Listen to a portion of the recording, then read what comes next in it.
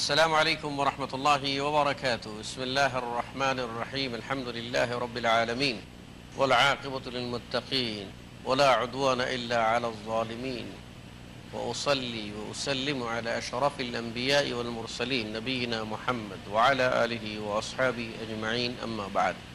PST বাংলার সম্মানিত সুধী দর্শকবৃন্দ, পৃথিবীর যে প্রান্ত থেকে বসে আপনারা এই অনুষ্ঠান দেখছেন, সকলকে আমাদের প্রাণঢালা শুভেচ্ছা রইল। সিয়াম অত্যন্ত গুরুত্বপূর্ণ একটি ইবাদত, ইসলামের অন্যতম একটি রকুন, যা আমাদেরকে পরকালে কি দেবে সেই চিন্তার আগে জগতে কি দিচ্ছে সেটি যদি আমরা একবার ভাবি, তাহলে তার কাছ থেকে শিক্ষার অনেক কিছু রয়েছে যা আমাদের ব্যক্তি ও ব্যষ্টি সামগ্রিক জীবনে পরিবর্তন আনতে পারে। এই গুরুত্বপূর্ণ বিষয়ে আমরা আলোচনার জন্য একত্রিত হয়েছি স্টুডিওতে, পিএসটি বাংলা স্টুডিওতে। আর সেখানে আমরা যে সমস্ত অতিথিদেরকে আমন্ত্রণ জানিয়েছি, যারা আমাদের মধ্যে এসে উপস্থিত হয়েছেন অংশগ্রহণের জন্য, তাদের সাথে আমরা প্রথমে পরিচিত হয়ে নেব। আমার ডান দিকে উপবিষ্ট আছেন বিশিষ্ট ইসলামী চিন্তাবিদ, শিক্ষাবিদ, প্রফেসর ডক্টর আব্দুল্লাহ জাহাঙ্গীর। আসসালামু আলাইকুম ওয়া রাহমাতুল্লাহি ওয়া বারাকাতুহু। আর আমার বামে উপবিষ্ট আছেন তরুণ আলেম দ্বীন শেখ আহমদুল্লাহ। আসসালামু আলাইকুম ওয়া রাহমাতুল্লাহি ওয়া বারাকাতুহু। আর আমার সর্ববামে উপবিষ্ট আছেন তরুণ আলেম দ্বীন শেখ মুজাফফর বিন মুহসিন। আসসালামু আলাইকুম ওয়া রাহমাতুল্লাহি ওয়া বারাকাতুহু। প্রতিদিনের এই অনুষ্ঠানে যেভাবে আপনাদের সাথে থাকি আমি হারুন হোসেন, আজও সেভাবে রয়েছি আপনাদের সাথে। স্বাগতম আপনাদেরকে। যে কথা বলতেছিলাম যে সিয়াম যে আমাদেরকে অনেক কিছু শিক্ষা দেয়, যেটা নিয়মতান্ত্রিক জীবনযাপন, কারণ সময়ের মূল্য অনেক বেশি। যে সমস্ত মানুষরা বর্তমানে এই প্রগতির যুগে যারা সুদূর প্রসারী পরিকল্পনা নিয়ে জীবন চলে থাকেন, তারা কিন্তু সিদ্ধি অর্জন করে থাকেন। আর আমাদের কি পরিকল্পনা থাকবে না? ইসলাম তো আমাদের সেই নিয়মানুবর্তিতা কিভাবে শিখিয়েছে, সিয়ামের মধ্য দিয়ে যদি আমরা একটু জানতে চাই তাহলে জানতে পারবো। প্রথমেই এই প্রসঙ্গে আলোকপাত করার জন্য আমি অনুরোধ জানাচ্ছি আমাদের অতিথি ডক্টর আব্দুল্লাহ জাহাঙ্গীর। ধন্যবাদ। নাহমাদুহু ওয়া নুসাল্লি আলা রাসূলিহিল কারীম, আম্মা বাদ। আসলে ইসলামের ইবাদতগুলোর এটা একটা বড় বৈশিষ্ট্য যে মিনিট, ঘন্টা, সেকেন্ড ধরে আমরা সচেতন থাকি, দেরিও নয় আগেও নয়। এজন্য আবার রাসূলুল্লাহ সাল্লাল্লাহু আলাইহি ওয়াসাল্লাম এর ব্যাপারে খুব তাগাদা দিয়েছেন, সেহরি খেতে হবে, বেশি আগে খেও না। ইন্না উম্মতি লা ইয়াজালু ফি খাইরিন মা আজ্জালুল ফিতরা ওয়া আখারুস সুহুর। যতদিন তারা সাহরি খাওয়াটাকে শেষ মুহূর্তে নিয়ে যাবে এবং প্রথম মুহূর্তে ইফতার করে নেবে, ততদিন অর্থাৎ সূর্য ডুবার সাথে সাথে ইফতার করবে। জি, যখন সূর্য ডুবাটা নিশ্চিত হয়ে যাবে তখন ইফতার করবে। আর সময় সচেতনতা, অর্থাৎ একটু খেতে ঘুমায় পড়লাম না, তুমি সচেতন থাকো। ঠিক কখন বেলাটা ডুবলো সতর্ক থাকো, তুমি জন্য দেরি করে ফেলো না। আচ্ছা ঠিক আছে, রোজা তো আছেই, 10 মিনিট পরে, 15 মিনিট, আধা ঘন্টা না, তুমি সচেতন থাকো। এই যে সময় সচেতনতা, এটা প্রতিটি মোমেন্ট কিন্তু রমজানে সচেতন থাকো। অন্য সময় যাই থাক, বেলা ডুবলো কিনা, দেরি আছে কিনা, কয়েক মিনিট আছে, রোজাটা লেট হলে মাকরু হবে, এই যে সময় সচেতনতা, এটা যদি আমরা জীবনে প্রয়োগ করতে পারি, তাহলে কিন্তু আমাদের কর্মজীবন এবং জাগতিক অর্থনৈতিক জীবন অনেক সুন্দর হয়ে যায়। জি জি, ধন্যবাদ আপনাকে। শেখ মুজাফফর, আপনার কাছে আসবো। যে হাদিসটা আমাদের ডক্টর সাহেব আলোচনার মধ্যে নিয়ে আসছে, সেটা হলো রাসূল সাল্লাল্লাহু আলাইহি ওয়াসাল্লাম বলেছেন, আমার উম্মত ততক্ষণ পর্যন্ত কল্যাণের মধ্যে থাকবে যতক্ষণ তারা ইফতার তাড়াতাড়ি করবে আর সাহুর তারা বিলম্বে, অর্থাৎ সুবহ সাদিকের কাছাকাছি এসে করবে। অথচ দেখা যাচ্ছে যে আমাদের সমাজে অনেকেই গাফলতি করে, হয়তোবা অনুষ্ঠান করতেছে, অন্যদের খাওয়াচ্ছে, অন্যদের ইফতার করাচ্ছে, কিন্তু সময় পেরিয়ে যাচ্ছে, কেউ এশার কাছাকাছি হয়ে যাচ্ছে, ইফতার করতেছে না। অথচ আমরা কি জানি না যে শিয়াদের আমল হলো এশার পরে ইফতার করা। এই যে একটা বিষয়, এখানে শেখ মুজাফফর বলবেন, তার আগে বলি, বর্তমানে আমাদের বাঙালি সমাজে শিয়া নামধার প্রচারণা এবং নিজে নিজে সুন্নতের বাইরে কোরআন বুঝার প্রতারণা, এই দুটো মিলিয়ে আমি নিজে ব্যক্তিগত অনেক জায়গায় প্রশ্নের সম্মুখীন হয়েছি যে আমরা কোরআনে আল্লাহ বলছে রাত্রে ইফতার করো, আর আপনারা সন্ধ্যায় ইফতার করছেন, রাত তো হলো না, রাত তো অন্ধকার। আমি তাদেরকে বারবারই বলছি, দেখো কোরআনটা নাজিল হয়েছিল কার উপরে? মুহাম্মদ রাসূলুল্লাহ। রাত এর শুরু আছে, শেষ আছে, মাঝ আছে, বিভিন্ন আছে। রাতের কোন সময় ইফতার করতে হবে এটা কি তুমি নিজে আবিষ্কার করবে না রাসূলুল্লাহ সাল্লাল্লাহু আলাইহি ওয়াসাল্লাম থেকে থাকবে? এই জন্য রাসূলুল্লাহ সাল্লাল্লাহু আলাইহি ওয়াসাল্লাম বলছেন, রাত যখন পূব দিক থেকে উঠতে শুরু করলো, অর্থাৎ উন্মেষ ঘটলো, পশ্চিমে বেলা ডুবে গেল, পূবে রাতের রেখা, অন্ধকারের রেখাটা কেবল শুরু হলো। অর্থাৎ কোরআনের হুকুমটা রাসূলুল্লাহ সাল্লাল্লাহু আলাইহি ওয়াসাল্লাম নিজে আমাদের বুঝিয়ে দিয়েছেন। যেমন আল্লাহ তাআলা বলছেন আকিমিস সলাতা লিদুলুকিশ শামসি ইলা গাসাকিল লাইলি, তুমি বেলা গড়া থেকে শুরু করে রাতের গভীর পর্যন্ত সালাত কায়েম করো। এখন আমি যদি সুন্নাত বাদে রাসূল সাল্লাল্লাহু আলাইহি ওয়াসাল্লাম হাদিস বাদে কোরআন বুঝি, তাহলে কি হবে? আমাকে বেলা 12টা, 12:15 থেকে রাত 11টা, 12টা পর্যন্ত একটানা সালাত কায়েম করতে হবে, সূর্য অস্তের সময় সালাত কায়েম করতে হবে। আমাকে তো এই হুকুমটা সুন্নাতের আলোকে বুঝতে হবে, রাসূলুল্লাহ সাল্লাল্লাহু আলাইহি ওয়াসাল্লাম এর দ্বারা কি বুঝেছেন। কিন্তু দুর্ভাগ্যজনকভাবে এখানেই যে সুন্নাত বাদ দিয়ে কোরআন বোঝার চেষ্টা করা, সাহাবায়ে কেরামকে বাদ দিয়ে কোরআন বোঝার চেষ্টা করা, যেখানে কোরআনে সাহাবায়ে কেরামকে মডেল বানানো হয়েছে। ওয়াসাবিকুনাল আউয়ালুনা মিনাল মুহাজিরিন ওয়াল আনসার ওয়াল্লাযিনা ইত্তাবাউহুম বিইহসান রাদিয়াল্লাহু আনহুম ওয়া রাদু আনহু। মুহাজির আনসার প্রথম সারির, তাদেরকে আল্লাহ তাআলা তাদের জন্য জান্নাত বানিয়েছেন, তাদের উপরে খুশি হয়েছেন। আর তাদের পরে যারা আসবে তাদের জান্নাত পাওয়ার আর আল্লাহর রেজামন্দি পাওয়ার শর্ত হলো ওই সাহাবী, প্রথম কাতারের মুহাজির আনসার সাহাবীদের সুন্দরভাবে অনুসরণ করা। কাজেই সাহাবীদেরকে অনুসরণযোগ্য মডেল বানানো হয়েছে, রাসূলুল্লাহ সাল্লাল্লাহু আলাইহি ওয়াসাল্লাম ইত্তেবাকে দিন বানানো হয়েছে। আমরা যদি রাসূলুল্লাহ সাল্লাল্লাহু আলাইহি ওয়াসাল্লাম ইত্তেবা, সাহাবায়গণ সুন্নাত কিভাবে, এখানে একটা কথা শেখ আপনার কথা যোগ দেই, যদি নিজে নিজে কোরআন বুঝে, যেমনটা সিয়ামের ক্ষেত্রে অনেকে করে থাকে, আল্লাহ রাব্বুল আলামিন একটা শর্ত করেছেন, ওমাই ইউশাকিকুর রাসূল মিন বাদি মা তাবায়্যানা লাহুল হুদা ওয়া ইয়াত্তাবি গায়রা সাবিলিল মুমিনিন। পবিত্র কোরআন এবং সহিহ হাদিস মানতে হবে, তবে শর্ত হলো যেভাবে মেনেছেন রাসূল সাল্লাল্লাহু আলাইহি ওয়াসাল্লাম এবং সাহাবায়ে ওইভাবে। আরেকটা শর্ত, এই জন্য যার নিকটে শরীয়ত প্রকাশিত হওয়ার পরে রাসূল সাল্লাল্লাহু আলাইহি ওয়াসাল্লাম বিরোধিতা করবে, আল্লাহর নবীর বিরোধিতা করলে তো জাহান্নামে যাবে। কিন্তু আরেকটা শর্ত করলেন, কেন? ওয়ায়াত্তাবি গায়রা সাবিলিল মুমিনিন, মুমিনদের অর্থাৎ সাহাবায়ে কেরামের রুট, তার আদর্শের যদি উল্টা চলে, তাহলে একটা হলো আল্লাহর নবীর আনুগত্য শর্ত করা হলো, আর একটি শর্ত করা হয়েছে সাহাবায়ে কেরাম যেভাবে তার অনুসরণ করেছেন এরও বিরোধিতা করা যাবে না। যদি দুইটা শর্ত এক জায়গায় হয়ে যায়, নুসলিহি জাহান্নাম ওয়া সাআত মাসীরা, যে পথে চলতে চায় আমি ওই পথে ফিরিয়ে দেব, অতঃপর কি করব? আমি তাকে জাহান্নামে নিক্ষেপ করব।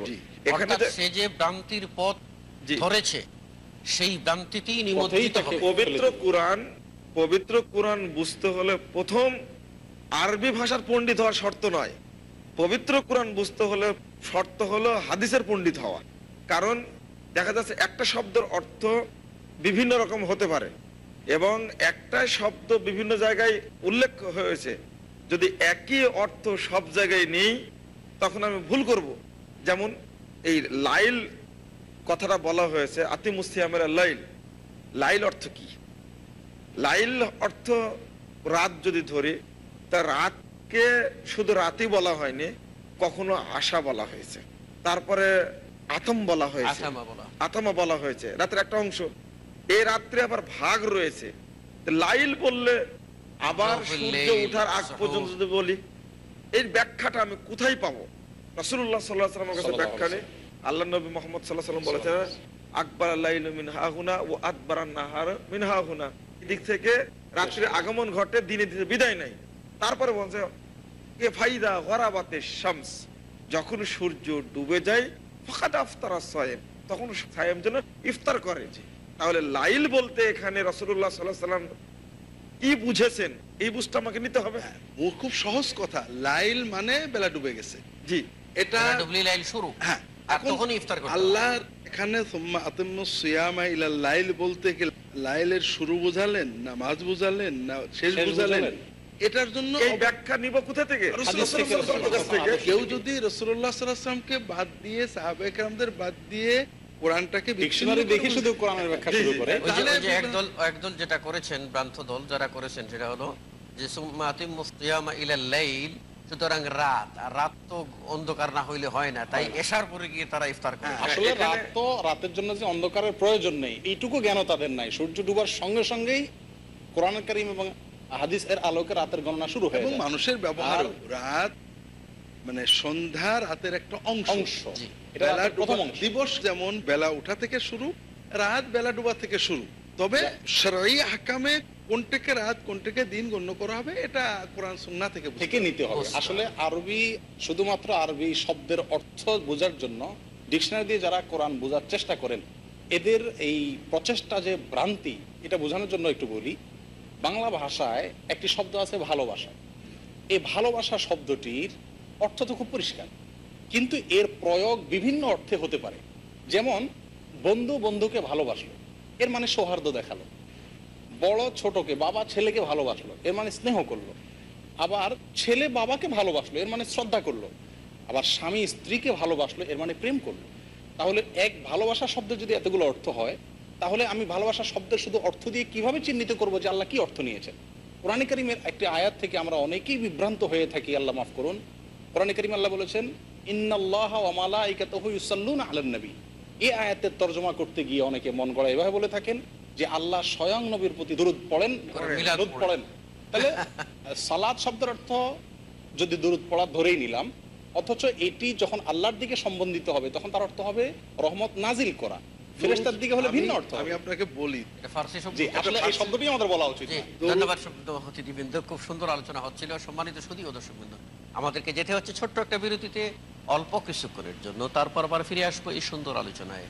আশা করি ইনশাআল্লাহ আপনারা আমাদের সাথে থাকবেন। আসসালামু আলাইকুম ওয়া রাহমাতুল্লাহি ওয়া বারাকাতুহু।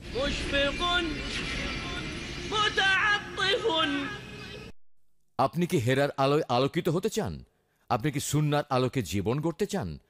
প্রফেসর ডক্টর খন্দকার আব্দুল্লাহ জাহাঙ্গীর রচিত কোরআন সুন্না ভিত্তিক জীবন ঘনিষ্ঠ বইগুলো পড়ুন, সুন্দর জীবন গড়ুন। ইসলামী আকিদা, হাদিসের নামে জালিয়াতি, ইহয়াউস সুনান, রাহে বেলায়েত সহ আরো অনেক বই। কোরআন সুন্নার সাথে থাকুন, জীবন বদলে যাবে। যোগাযোগ আর সুন্না ট্রাস্ট 01715400640।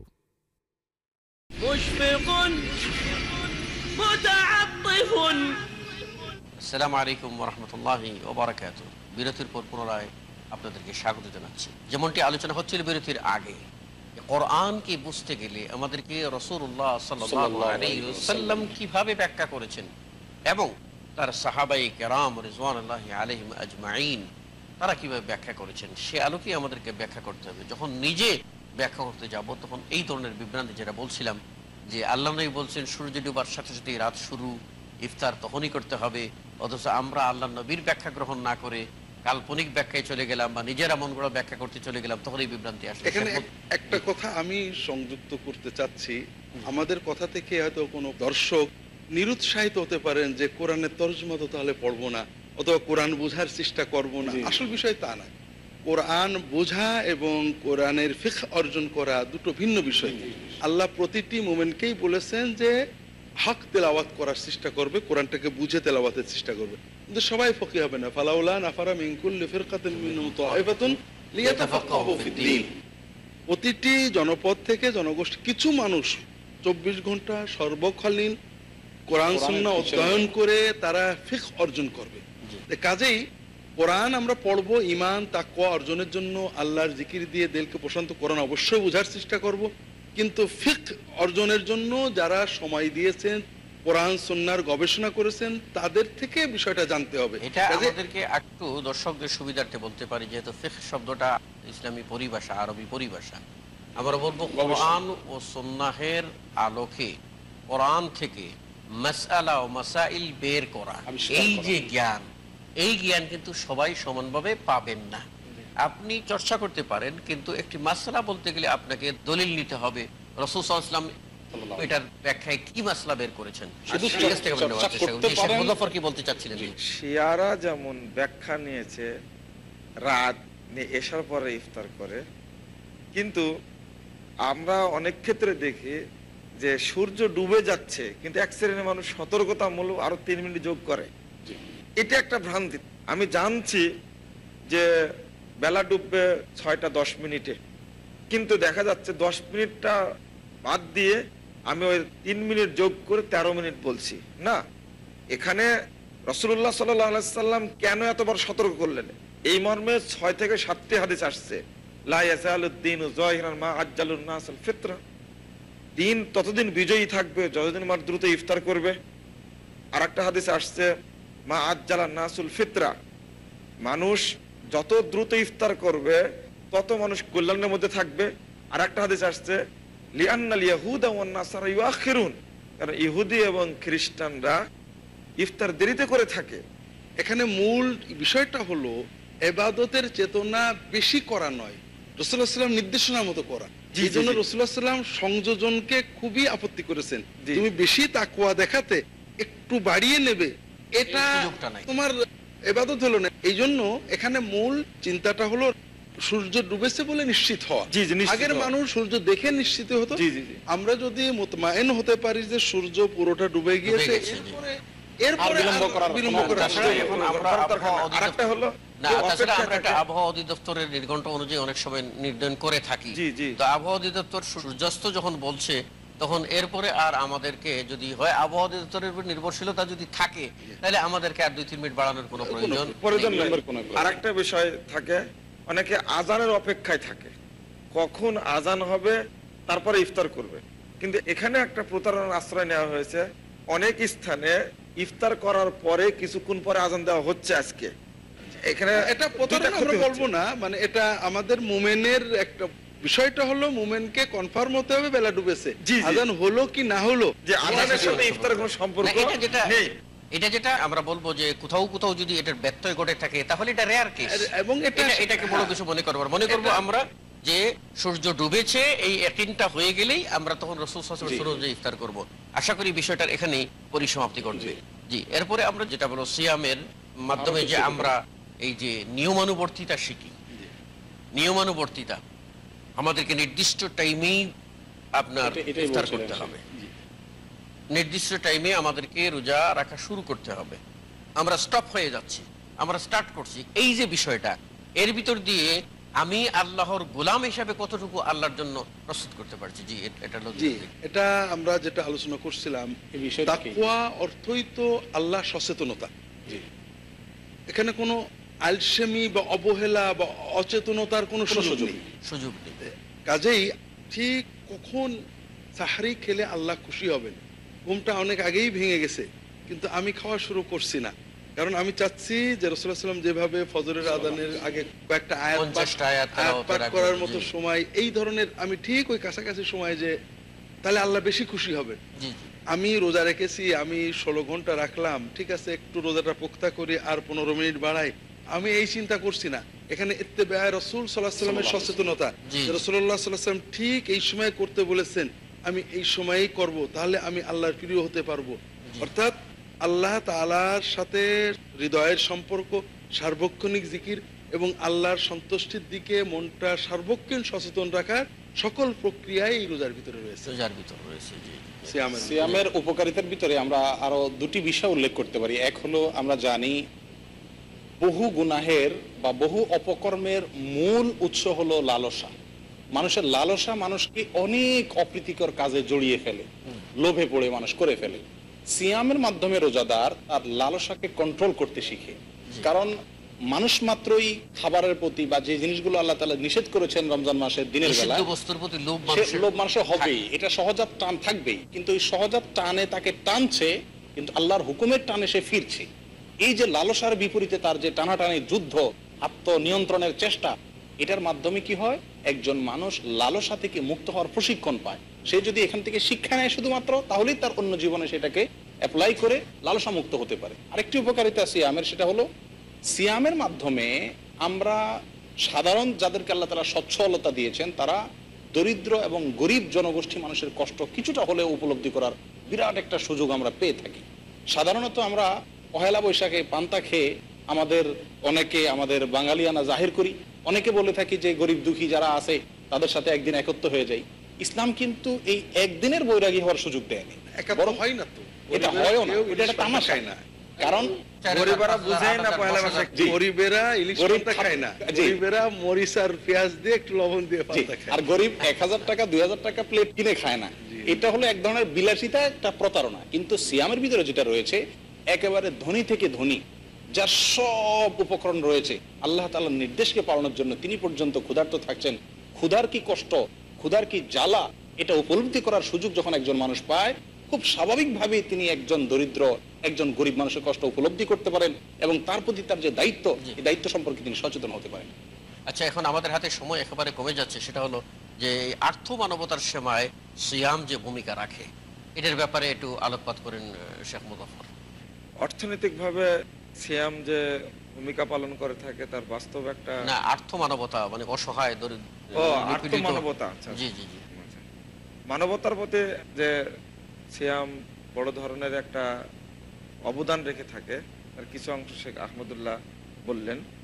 পরস্পর ধনী গরিব সব সমান, জি, কিন্তু এই অবস্থাটা অনেক সময় মানুষ উপলব্ধি করে না, বুঝতে পারে না যে আমি কিভাবে তার মানে প্রয়োজনটা অনুভব করব কি করে। কিন্তু একজন সিয়াম পালনকারী, একজন ধনী ব্যক্তিও এই জিনিসটা বুঝতে দ্রুত সক্ষম হয়।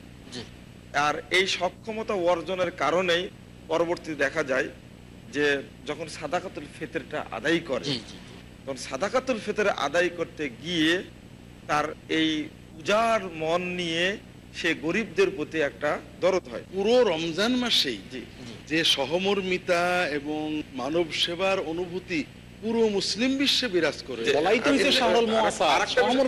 ইফতারের ক্ষেত্রে মানুষ অন্য দিনে মানে খরচ করতে কত কৃপণতা করে, কিন্তু সিয়ামের মাসে যত ইচ্ছা তত বিলানোর চেষ্টা করে। একটা আলাদা ভিতরে সঞ্চার হয়। এটা মানবতার প্রতি মানুষকে খাওয়ানো, আপ্যায়ন করা বা নিজের অর্থ থেকে কিছু সাদাকা করার প্রতি মানুষের এত আগ্রহ সৃষ্টি হয়, অন্য কখনো সৃষ্টি হয় না। এক দ্বিতীয় বিষয় হলো যে রমজান মাসে দরিদ্রদেরকে ঈদ সামনে আসছে, সে কিভাবে জীবনটা পালন করবে, ঈদটা আত্মীয় স্বজনদের কিভাবে সে কাটাবে, এই অনুভূতির কারণে দীর্ঘ 1 মাস না খেয়ে থাকার যে অনুভূতি আর না পাওয়ার যে অনুভূতি, গরিবদের প্রতি পুরো অন্তরটা ঢেলে দিয়ে দান সাদকা করতে থাকে। জামা কাপড় থেকে শুরু করে, খাদ্য দেওয়া থেকে শুরু করে, যে নিজ ইচ্ছায় ধনী ব্যক্তি, সচ্ছল ব্যক্তি, অসচ্ছল ব্যক্তিদের উপরে মানে সর্বোত্তম চেষ্টা করে মানুষকে খুশি রাখা, মানুষের কল্যাণ করা। সম্মানিত সুধী ও দর্শকবৃন্দ, আমরা এই পূর্বের আলোচনার মধ্য দিয়ে যে জিনিসটা আমাদের সামনে ফুটে উঠলো অতিথিদের আলোচনায়, সেটা হলো এই যে সিয়ামের নানাবিধ উপকারিতা রয়েছে, যা জাগতিক উপকার, আখিরাতের উপকার তো রইলই, আমরা সেটা আলোচনায় ততটা নিয়ে আসিনি। আমরা চেষ্টা করেছি যে ইহকালীন উপকার কি রয়েছে। এই সিয়াম যেমন সংযমী করে, সিয়াম তেমনি আত্মমানবতার সেবা কিভাবে করতে হয়, অসহায় দরিদ্র ক্লিষ্ট মানুষগুলি কীভাবে জীবনযাপন করে তাদের অবস্থা অনুধাবন করার একটা সুযোগ এনে দেয়। এর ফলে মানুষ প্রকৃতপক্ষে মানবতার বিজয়ে সাধিত হয়, মানুষ সমাজকে আদর্শের ভিত্তি মনে গড়ে তোলার সুযোগ পায়। এটাই তো সিয়ামের জাগতিক উপকার। আর রইল তো পরকালীন সফলতা। আল্লাহ রাব্বুল আলামিন আমাদের সকলকে ইহজগতে কল্যাণকামী মানুষ হওয়ার এবং পরকালে মুক্তির পথ যেন তিনি আমাদের জন্য সহজ করে দেন, এই কামনা মহান আল্লাহর দরবারে করে আপনাদের সকলের পক্ষ থেকে অতিথিবৃন্দদেরকে মুবারকবাদ জানিয়ে, শুভেচ্ছা জানিয়ে, তাদের কল্যাণ কামনা করে, আপনাদের সকলের খায়র ও আফিয়ত কামনা করে আজকের মতো আমরা বিদায় আরজ করছি। সুবহানাকা আল্লাহুম্মা ওয়া বিহামদিকা আশহাদু আল্লা ইলাহা ইল্লা আনতা আস্তাগফিরুকা ওয়া আতুবু ইলাইক। আসসালামু আলাইকুম ওয়া রাহমাতুল্লাহি ওয়া বারাকাতুহু।